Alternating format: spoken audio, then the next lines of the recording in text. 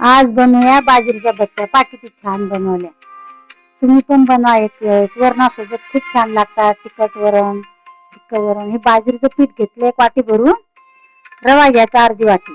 दोन्ही मिक्स करून घ्यायचं. दोन्ही पण मिक्स करून घ्यायचं. तेल घेतलं 2-3 चमचे.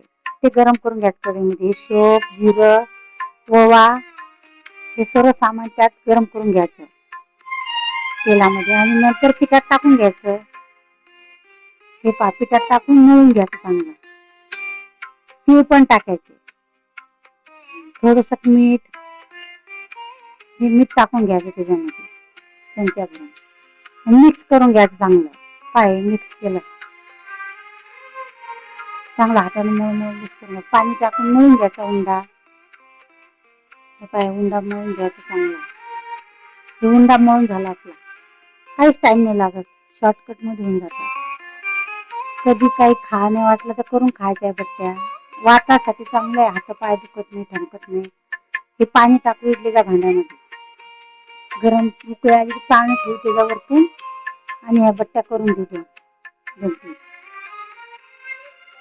असेच गोल गोल गोळे करून आणून वरती ठेवून द्यायचे वाफवण्यासाठी 15-20 मिनिटं.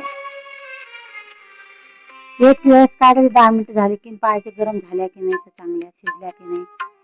त्यात चाकू टाकून ह्या आपल्या शिजून झाल्या का काढून घेऊ आणि कट करून घेऊ. हे चाकून कट करून घेऊ सर्व.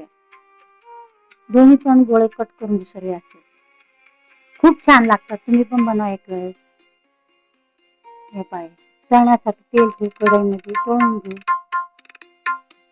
मी कमीच तेल ठेवलं थोडं. सबस्क्राईब करा, लाईक करा. रेसिपी कशी वाटते तर कमेंट करा. किती छान झाल्या. कुरकुरीत होतात.